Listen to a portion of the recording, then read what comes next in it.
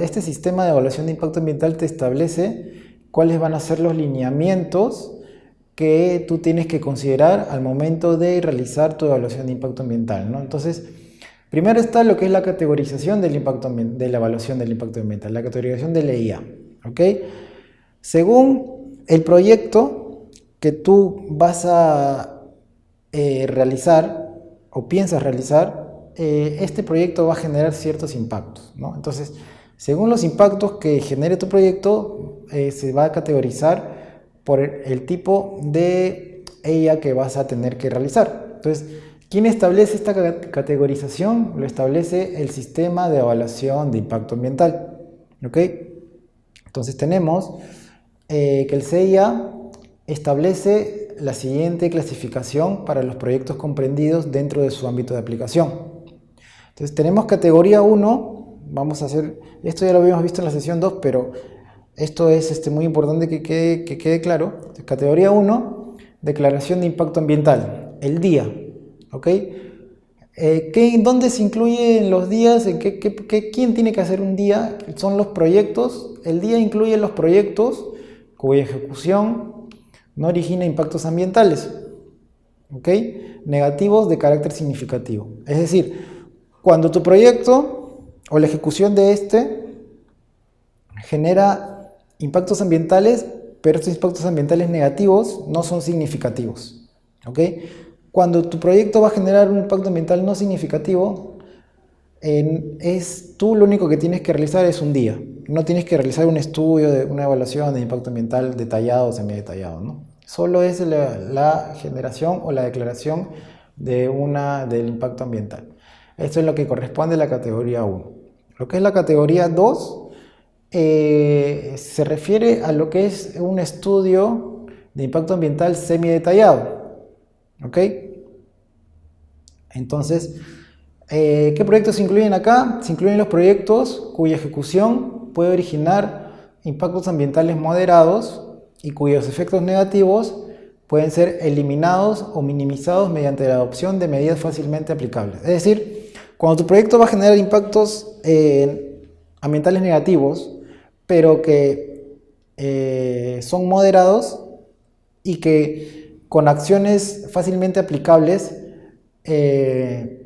vas a disminuir ese impacto a un impacto leve. Entonces lo que tienes que hacer es un estudio de impacto ambiental semidetallado. Eso corresponde a la categoría número 2.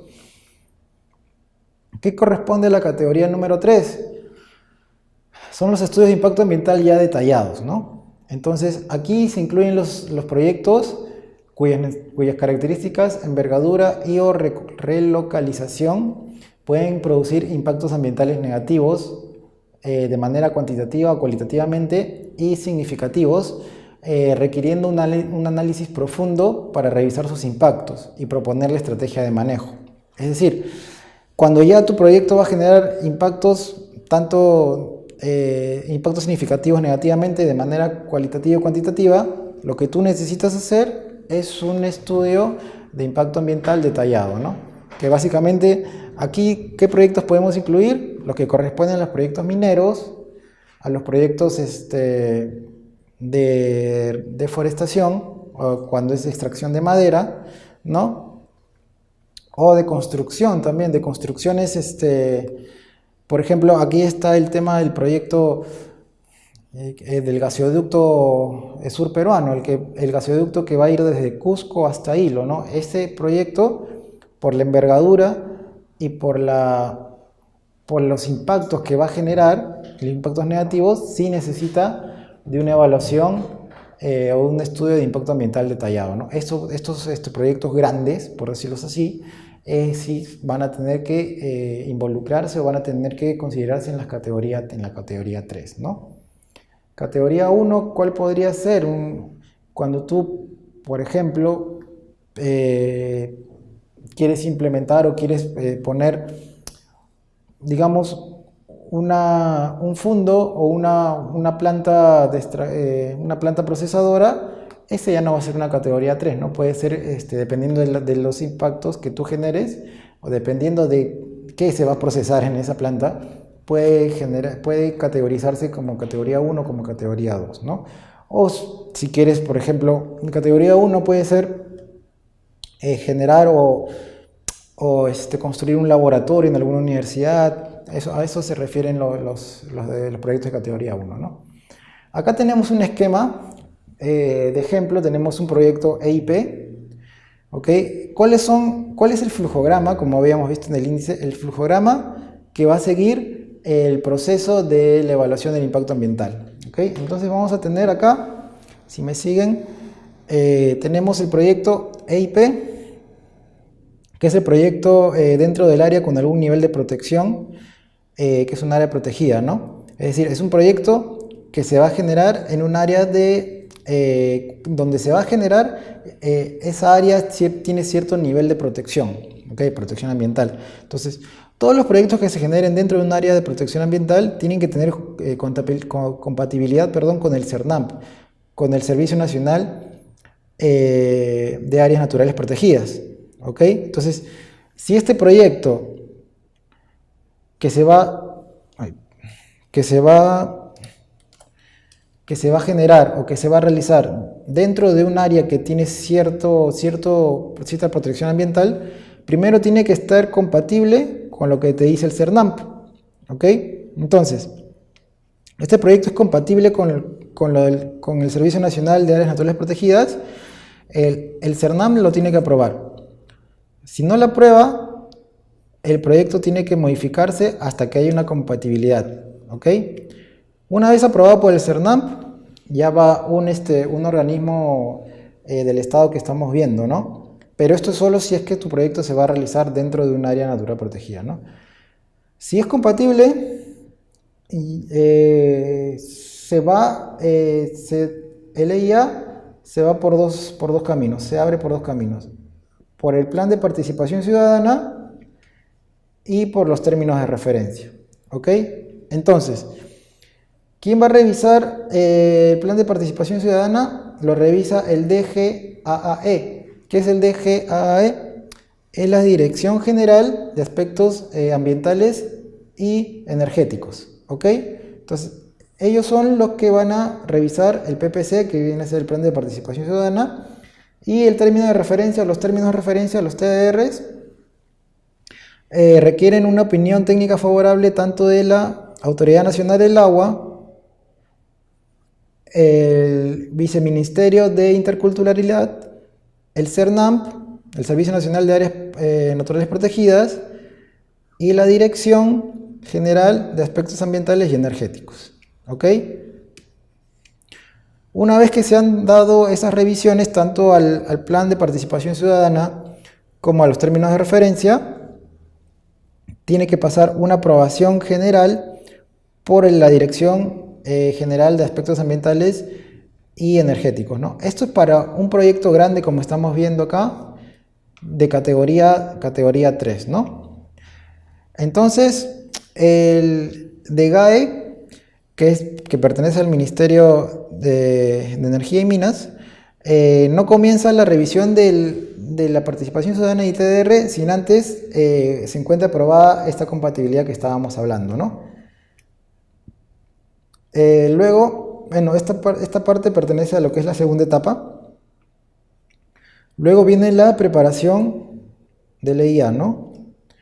Entonces, una vez que se han dado todas las revisiones, tanto de la participación ciudadana como la del TDR, y ya se tiene la compatibilidad del CERNAMP en una primera instancia, una primera etapa, luego la segunda etapa es la aprobación por parte de todos estos organismos que hemos visto, los organismos estatales, el DGAE, la Autoridad Nacional de Agua, el Viceministerio de Interculturalidad, el CERNAMP y nuevamente el DGAE.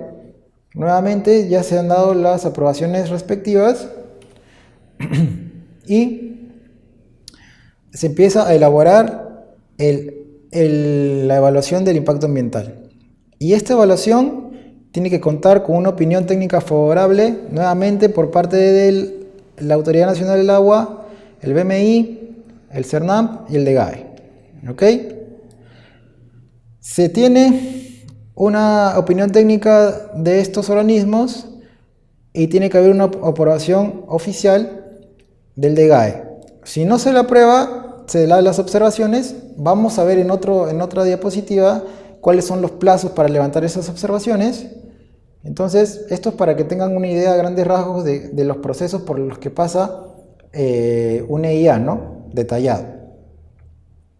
Luego de su aprobación, hay una resolución que aprueba el EIA. Y entonces ya se ha culminado la tercera etapa.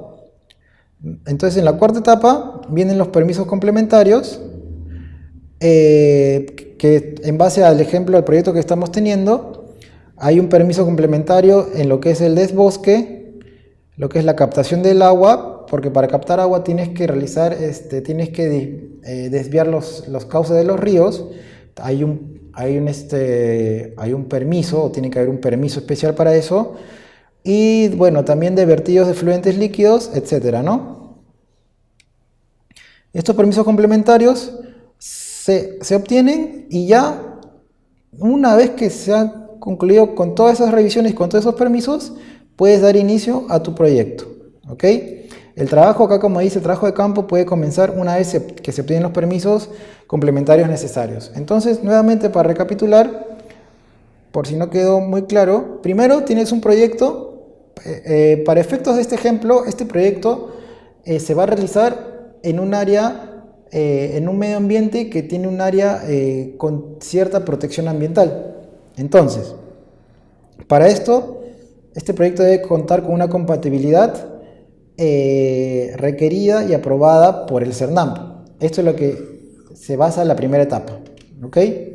En la segunda etapa, ya que el CERNAMP ha aprobado esa compatibilidad, se va a generar el plan de participación ciudadana y los términos de referencia del proyecto, ¿ok? Y estos tienen que ser revisados por el DGAE, por el ANA, por el BMI, por el CERNAMP nuevamente y por el DGAE. Una vez que se ha dado esta revisión y opinión técnica de estos entes, entonces el DGAE va a aprobar tanto el plan de participación ciudadana como los términos de referencia, y aquí culmina la segunda etapa. ¿Ok? Luego, la tercera etapa, ¿a qué corresponde? Allá la elaboración del EIA, de la evaluación del impacto ambiental. ¿Ok? Para esto, nuevamente necesitamos opinión técnica tanto de la Autoridad Nacional del Agua, del Viceministerio de Interculturalidad, del Servicio Nacional de Áreas Naturales Protegidas. ¿Por qué Porque para efectos nuevamente de nuestro ejemplo del proyecto, el proyecto se está llevando a cabo en un área natural con cierta protección, ¿ok? Y de la Dirección General de Aspectos Ambientales y Energéticos. Una vez que se da la opinión de EIA, el DGAE nuevamente tiene que aprobarlo, si no, te va a generar ciertas observaciones que tú tienes que subsanar. Una vez que lo apruebas, se da una resolución aprobando el EIA y termina la tercera etapa, con tu EIA aprobado. Para que comience el proyecto, una vez que tú tienes tu EIA aprobado, el TDR aprobado y el PPC aprobado, el plan de participación ciudadana, tienes que ver cuáles son los permisos complementarios que necesitas. Por ejemplo, nuevamente, para efectos de este ejemplo, tenemos que tener permisos complementarios o adicionales de desbosque, de captación de agua, de vertido de fluentes líquidos, ¿no? También tiene que haber un permiso de residuos sólidos peligrosos, un plan de manejo de residuos sólidos peligrosos, ¿no? Por ejemplo. Y una vez que has obtenido el permiso de estas actividades complementarias, ya has finalizado tu cuarta etapa y puedes comenzar a realizar tu proyecto.